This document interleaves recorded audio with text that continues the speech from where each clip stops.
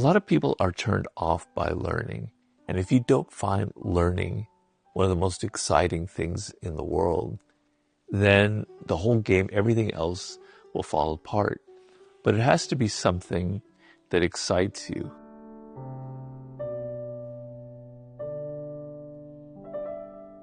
I've said to many people that we live in a world where knowledge and skills are the most important thing. That's the goal that you are after. More than money, you want to develop knowledge and skills.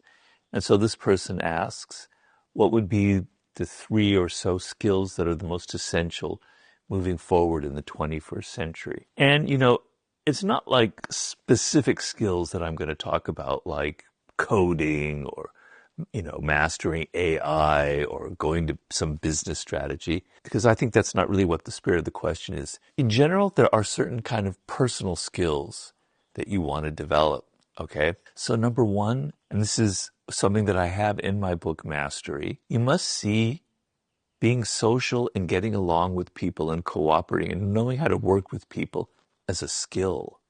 It's not something you were born with. It's not something that some people are good at or bad at. Like anything, it is a skill that you develop, being social and knowing how to work with people and knowing how to be sensitive to their energy. And in this skill, what it is you're able to pay attention to people and see who they are as an individual and see what their particular needs are, what they're missing in life. And you're able to supply that. You're able to enter their spirit. You don't offend them unnecessarily. You know how to work with them, right? You know how to properly criticize them if that's necessary. Because if you don't understand that being social is a skill, if you don't develop it, you could be the greatest at whatever you could do. You could be even the greatest athlete in the world, but you're going to be offending your teammates. You're going to be offending the people that you work with. And all of your knowledge and your other skills are going to be completely neutralized by how bad you are in dealing with people. And so when you look at social as a skill, what that means is you have to be spending time with people. You got to get out of your phone. You got to get out of your office. You got to get out of all of your virtuality. You have to be around people. You have to interact more. That's the only way that you will become social. And if you find yourself, alone a lot and have found that difficult, you have to force yourself out there. You have to force yourself to go to clubs, to go to bars, to hang out with people. So developing social skills is incredibly important, but it's not the only thing, right? So another skill that's extremely important, and probably the most important of all, is to develop a love of learning. I know personally, when there's something that I don't know, there's something that I'm not good at, and that I then take an effort to learn it, to get better at it. And I'm not going to say specifics. It could be some sports, or it could be playing a musical instrument or a game.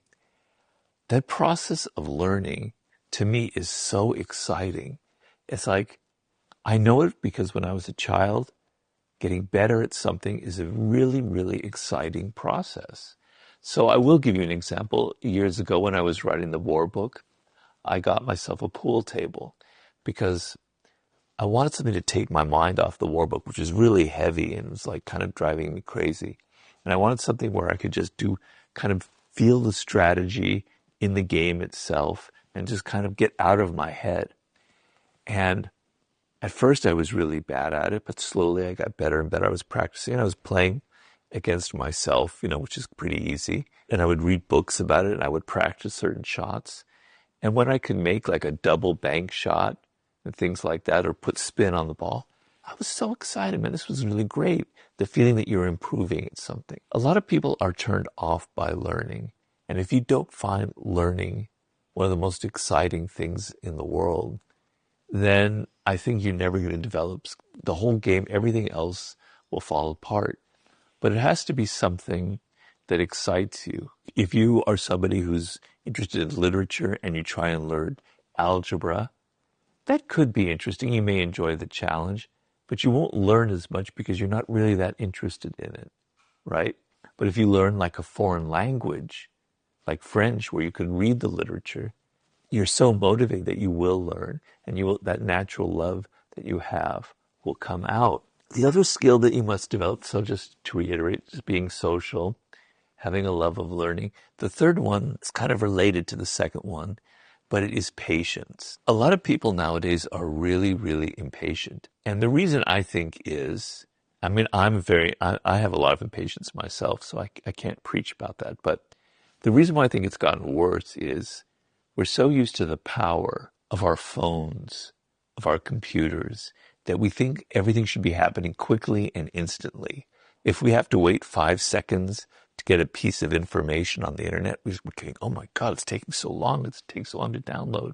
Whereas 20, 30 years ago, you would have had to go to the library. You would have to spend an hour to do it. You learned how to develop patience to find things. But people are so impatient because everything is so quick and easy and powerful right now. So you want to be able to slow things down. You want to have the ability to say, if it's going to take me an hour to learn this, if I have to spend time practicing something that's tedious, I'm okay with it. I like the slowness. I actually embrace the pain that's involved. So learning anything, developing any skill involves pain. When I first got that pool table, I was so bad at it. It was so frustrating. And it really made me kind of upset because I like being really good at things, right? But I played every day and I got better and better and better and better. And then I remember one day, I mentioned this before, I was playing with 50 Cent in his office and I beat him 3 times in a row. And he's a pretty good pool player. I thought, wow, man, I've arrived. But then I had a humbling experience a few days later when I went to this pool hall in Manhattan and I got creamed by this other guy. So, kind of put it in perspective. But I was getting better at it. I had to be patient because at first I really sucked at it. So developing patience is absolutely critical thing. And related to that, so all of these things are kind of related to that, is the ability to be bored, right? So sometimes boredom is a good thing. Sometimes being frustrated in what you're doing is okay because it forces you to be patient and to slow things down as well. One other thing I would say is, and I had a interview about this, is the ability, it is a skill of managing your anxiety. So when you're starting something out, when you're trying to build a business, when you're trying to write a book, when you're trying to create a movie, you're going to feel a lot of anxiety because it's not there. It's going to take a lot of work. You're looking, for me, years of work to produce it. And it makes you kind of anxious and it makes you, as I said before, impatient. But being able to deal with your anxiety and being able to handle it and manage it and not get in a hurry to get to the goals that you want is very important. Those elements of dealing with boredom, dealing with anxiety, and impatience are all interrelated. They're the ability to slow things down, to deal with the micro aspects of any kind of learning process. Those are skills that I think are absolutely essential for going forward in the 21st century. Because what you want, the end game of all this is, because you love learning, because you've been patient and you've developed skills and you're good with people, you will reach a point where you have mastered a couple of things, right? So it's not like you want to go through life and just master one thing. You want to master at least two kind of real skills in the world. For me, it was writing and research, and there were a few others. But being able to combine writing and research as I had was what led to the 48 laws of power. So you reach a point where you've developed two or three really basic skills, and then when you're 30 or in that vicinity, you're able to combine them and to create something, a new kind of business, a new kind of enterprise.